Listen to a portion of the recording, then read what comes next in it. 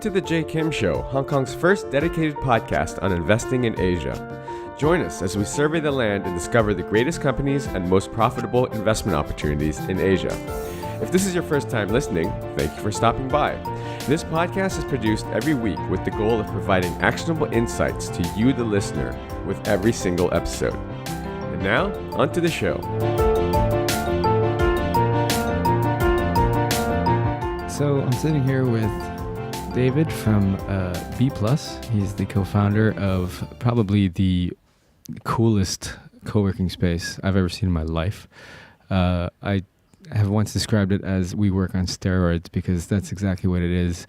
I had the fortunate opportunity to go up recently to Shenzhen and see one of his spaces, one of the few. He has quite a number now, and it is just it's mind-blowing. You know, he has a bunch of beers on tap and just everything about it looked like an Apple store. So I was so intrigued. I had to sit down with him, get him on the podcast. Anyway, thanks for coming on. I think that, it'd be good to start off with a little bit of background of yourself.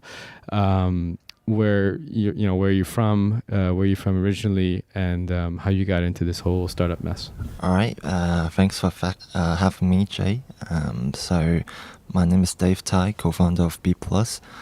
I was born and raised in Hong Kong, and now I'm starting up in Shenzhen. So far 3 years. So when I was in university, I went to Zhuhai, which is a city next to Macau. And then at the time when we were at year 3 and year 4, me and a couple of my friends decided to do something different, because at that time, the tuition fees of our school was quite expensive. So we decided to do something and earn our money back. So we opened a couple restaurants there, and luckily we survived. And right now we are still running it. We have 7 now in Zhuhai. And at that time, when we have around 3 or 4 restaurants, we have a lot of staffs. We have HR people, finance people, and that's why we need an office. So, but in Zhuhai is a city that's very peaceful, and it stays the same for it will stay the same for the next 10 years. And we couldn't find a very satisfying office, so that's why we decided to build our own office. And this is how we got into the co-working space industry. Very interesting. What exactly were you studying in college? Applied psychology. Okay, so nothing to do with entrepreneurship or anything of that not much, but still a bit related to maybe consumer psychology. Sure. Something like that. Yeah, absolutely. That's actually a very important part of commerce is psychology. So pretty interesting backstory. I think that it's pretty ambitious of you guys to basically come up with this F&B idea while in college. I remember when I was in college, I was too busy getting drunk to worry about how to pay for anything. I always thought I would pay for it afterwards. And I ended up getting myself into some credit card debt. But regardless, that's very commendable that you guys started this. Now, this has basically spawned into a very large business.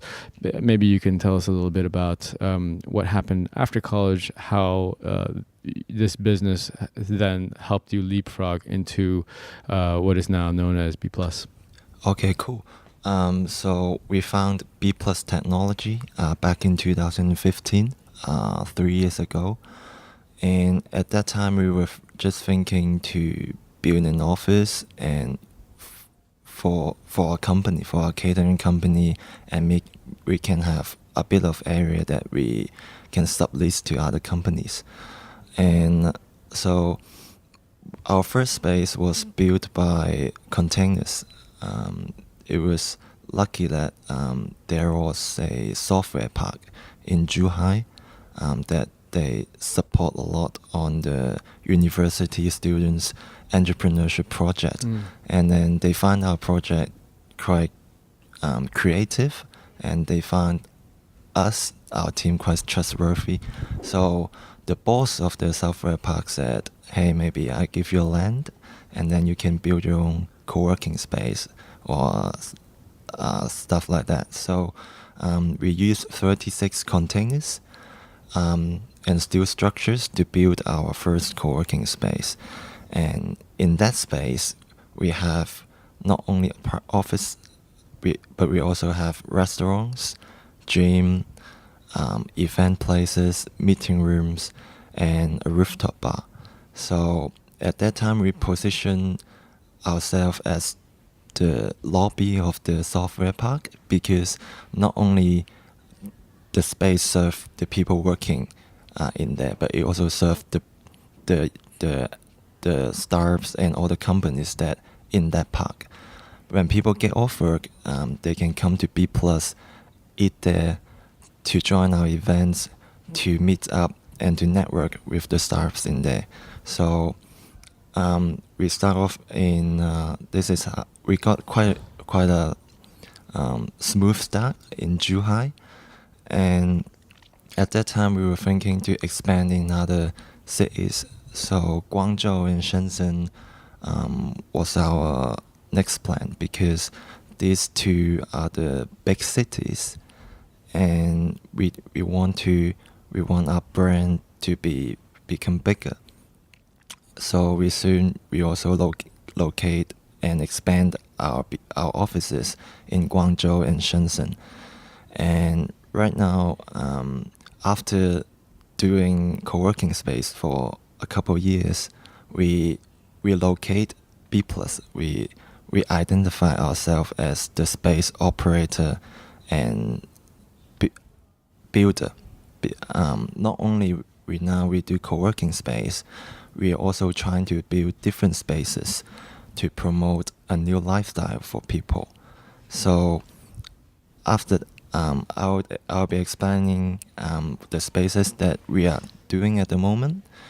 We are working on the China largest bakery in Nanshan, which is in Shenzhen, and we are also working on our hotel and shopping mall projects. So we hope the space that we build can give people a new way of working and new way of network and new way of living. I love the concept, and I love how it literally has, you've taken a seemingly simple concept of a co-working space and basically expanded it into a lifestyle solution, really.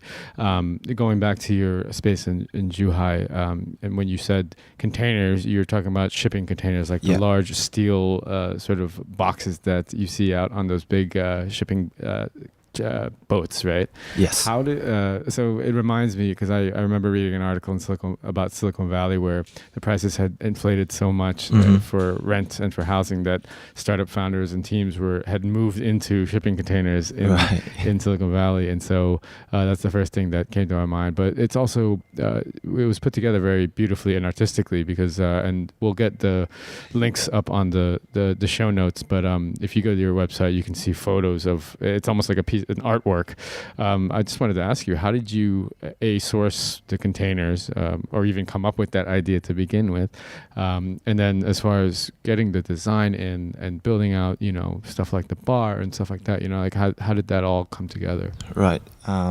So when we decide to do co-working space, we look at many architecture around the world. We also fly to different countries to see different offices. For example, Google, Airbnb in the States. And it really inspired us that the people working in the States can have a very comfortable, relaxing, chilled place to work, whereas the people in China, we are working in a relatively boring and stiff place. So we were trying to do something different, and we saw the concept of containers that is used for living in the States. And then we were thinking maybe we can use containers to build our own office. And some people in my team, actually none of our teammates are the co-founders. We have actually 10 in total, quite a lot. We are all from the same university, and none of us have the background of architect or interior design. But at that time, we bought a bunch of Legos. We used Legos as containers to build our first model of the space. And later on, some of my teammates, they start learning how to use CAD and SketchUp to better draw the space and the inner design. So, and at that time, it was like from 0 to 1, and we were not confident if that's possible. But after we design all the work, we give it to an architect school and let them to do all the calculating work, and then we also source the containers from a factory. So all the containers were tailor-made from a factory, and after they manufacture the containers, they ship to Zhuhai and assemble together like Legos. So it was very quick, and it looks very cool as well, and relatively is cheaper than traditional architect. Right. Mhm. It sounds like the first impression would be like, oh, it must be much cheaper. But when you just described it, you basically custom designed the container themselves. So it's actually bespoke containers that you actually use. I think that maybe we can, it's brilliant. I love it. I love the design, and aesthetically it's very pleasing.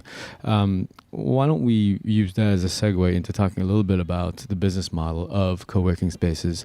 This is something that we've talked about before in the past. Obviously right now you have the likes of WeWork, which is, I don't know if they're not making any money, but somehow their valuation is extremely, extremely rich.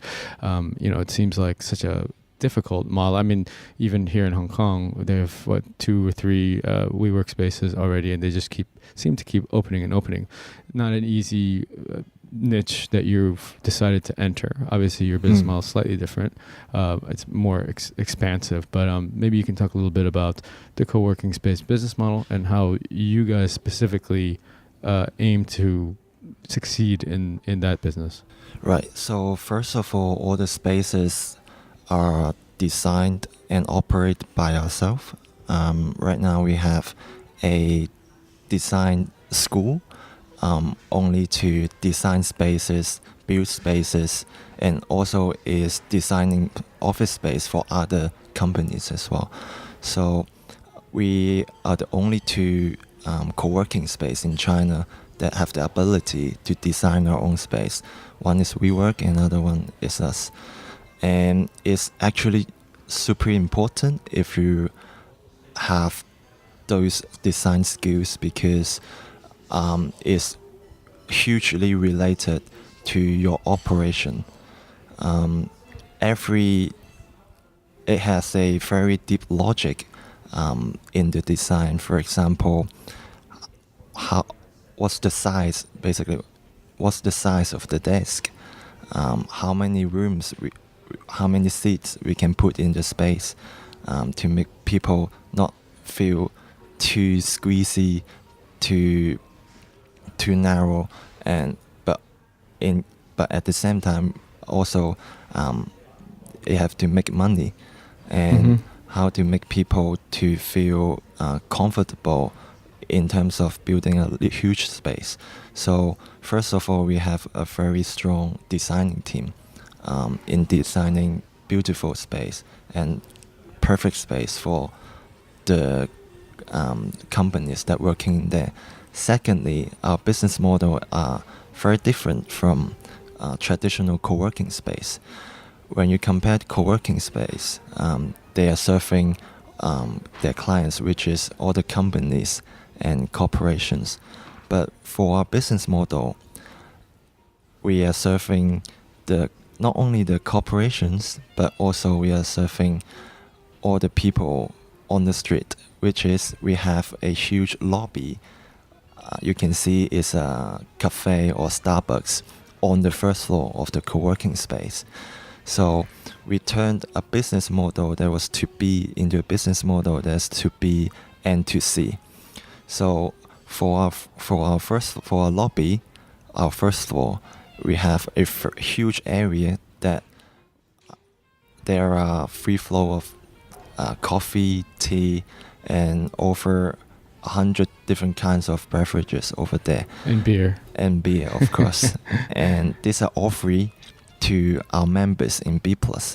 So our members, they can come down whenever they want to work there, to meet their clients, to read, to have a coffee, to chill out.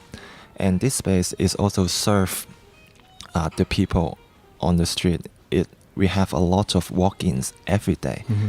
We are selling members. We are selling tickets.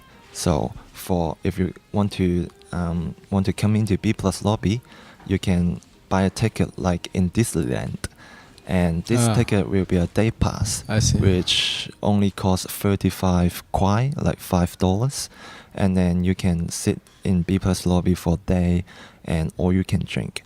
So that's a pretty good deal. Yeah, very, very good deal. So we have tons of freelancer,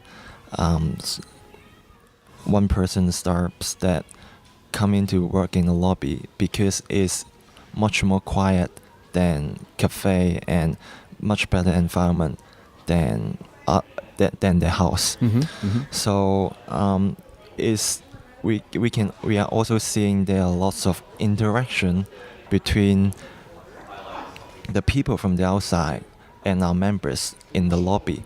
So it engage the interaction between these two. And right now, for the retail part, which is the lobby, is nearly 10% of our overall revenue in one space. And in the future, it will definitely grow more. Right. And 2B plus 2C is a very innovative and unique model that we are trying to dig in more, and we can see that the synergies between these two will enhance the business that we are doing at the moment. It makes sense. I mean, I would just imagine myself. Let's say I stumbled into a B+ lobby, and I'd say, hey, there's a lot going on here. There's a good community here. There's a lot of founders. You know, Mm-hmm. if I'm startup founder, I want to mingle, talk with other co-founders. If I maybe want to meet a couple of investors, hey, let me try a day pass first. Let me buy a day pass. Try it out. Have a few beers. You know, enjoy the facilities. Let's say I wanted to then escalate, ascend into another offering. Okay, so why don't you talk us through your different offerings, as in a hot desk versus a private office, and Mm-hmm. you know, I even saw that in your space in Shenzhen, they even had like sleeping or quarters where you could go and take a nap, or I don't know what the model is there. Maybe you could explain it to us. Right. So actually, all the spaces that we are designing is innovating. From the first space that we designed was containers. At that space, it was a much smaller one. We only have like 100 seats there, and we were not able to put a lot of facilities in there because it's relatively a small space. So we have some sofas and bean bags for people to sleep after the lunchtime, because if you're working in mainland, you know, people, they need to take naps after lunch. But we can see that not many people have a good rest after lunch in our space. So we decided to put napping beds into our new space for people to better take their naps and have a better condition in the work afternoon. So when we have the experience that operate different space, we can know better about what the client needs, what the user needs, and then it also help us better design and innovate our next spaces. So all the spaces you see now is slightly different. So far we have 5 co-working space in Zhuhai, Guangzhou, Shenzhen. So 1 in Zhuhai, 2 in Guangzhou, and 2 in Shenzhen.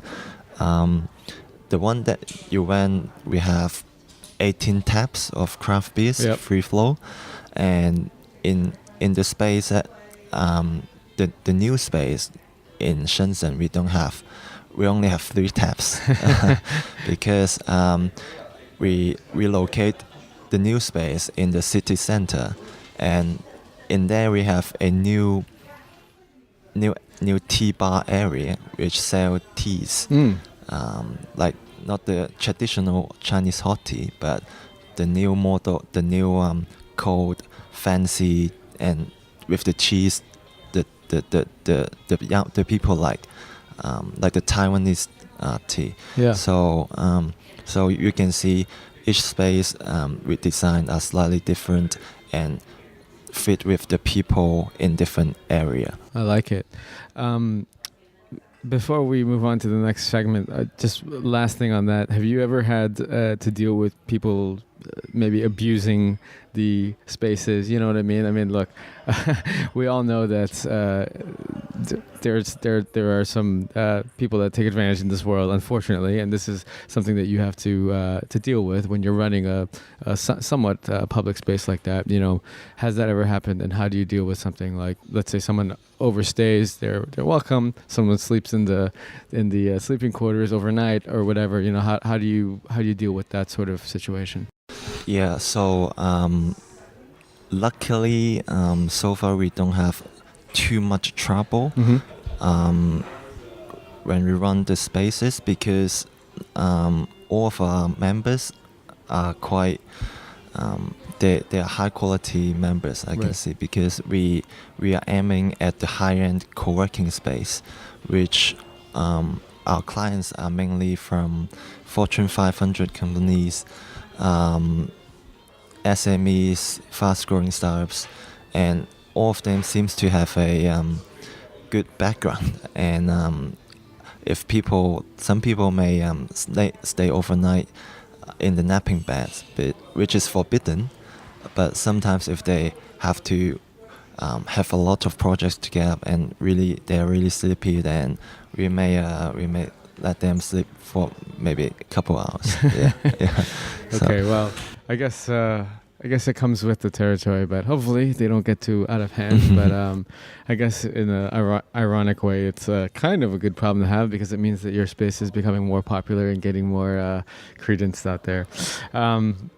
I want to just switch gears a little bit. You've mentioned earlier, obviously you have 5 spaces now. You were talking a little bit about your future plans.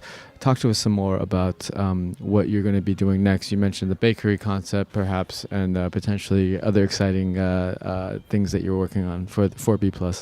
Right now we have 2 product lines mainly. One is co-working space. Another one we call is the B+ lifestyle. The concept of it is that we are trying to provide lifestyle solution to people 2/3 of the time in a day, so which is 16 hours. For the first 8 hours, they will be in office. For the next 8 hours, it will be when they get off work. They need to spend their day in a restaurant, in a hotel, or in other spaces. So right now we are trying to solve the 2/3 times of people one day. So we have co-working space which provide a new concept of working to people, and we introduce, because actually co-working is still quite new to China. Many people we're still educating the market for for letting people know the benefit of working with different exciting companies together. And we are trying to, right now we are building artist spaces that we hope people, they can have a new way of connecting with their friends, chilling out, going to get food.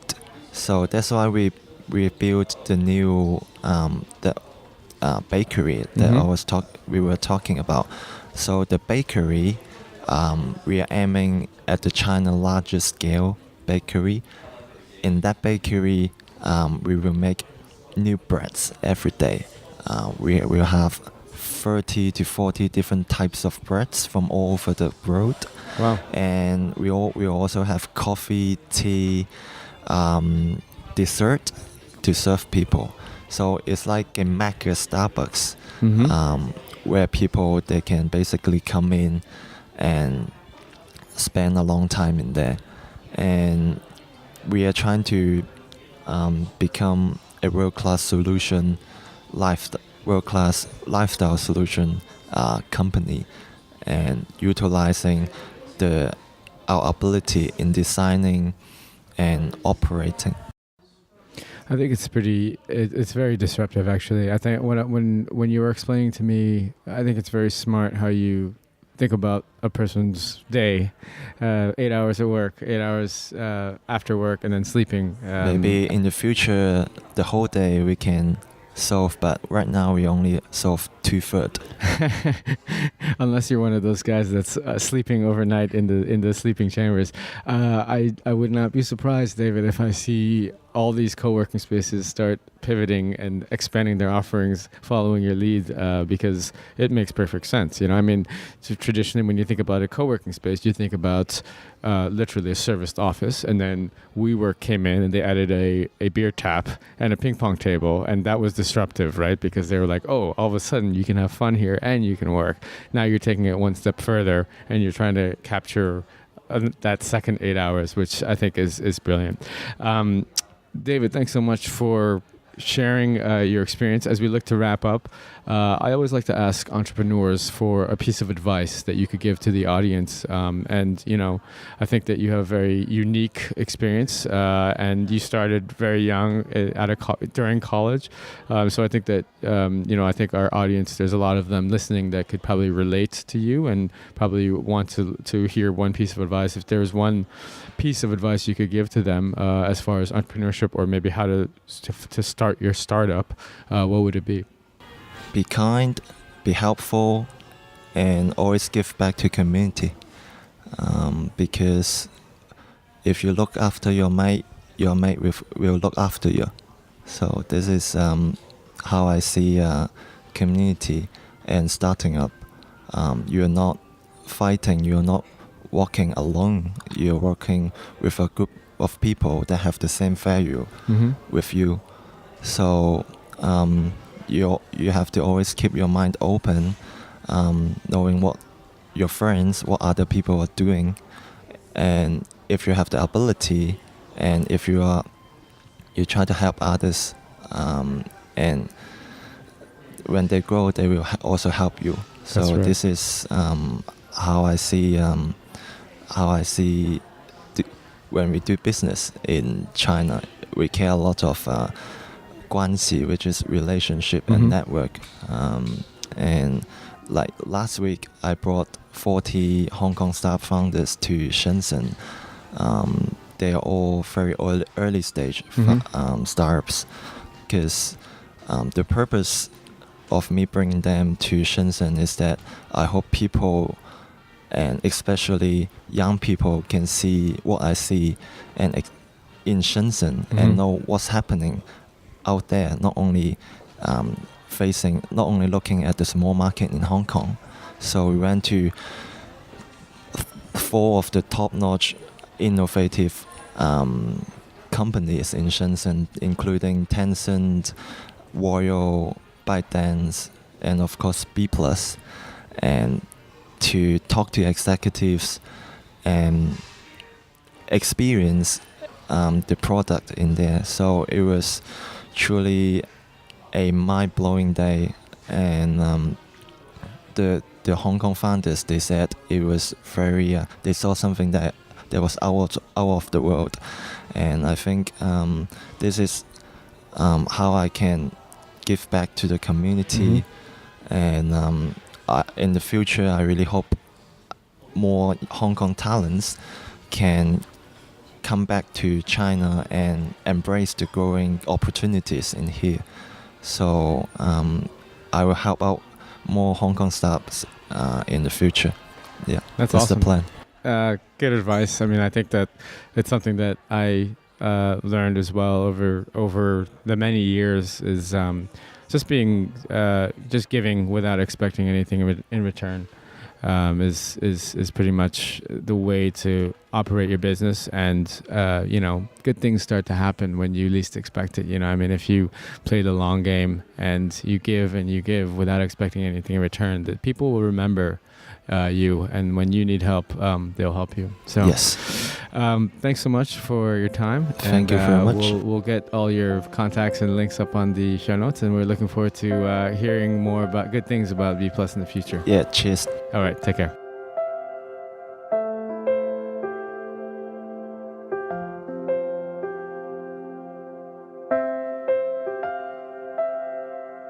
I hope you enjoyed today's episode. All the show notes and links can be found over at jkimshow.com. Come back often and make sure you subscribe, rate, and review. Don't forget to join us next week for another exciting episode of The J Kim Show. I'd love to hear your comments. You can find me on Twitter at jkimmer, JAYKIMMER. See you guys next week.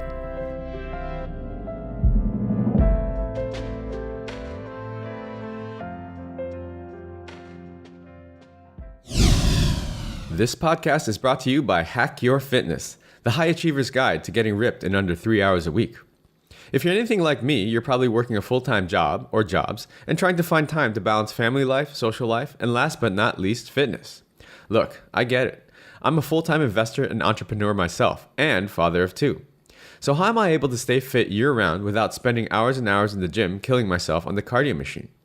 After struggling for the last 15 years trying every workout and diet under the sun, I finally designed a system that allows me to achieve and maintain single-digit body fat for life in under 3 hours a week. Cardio not required.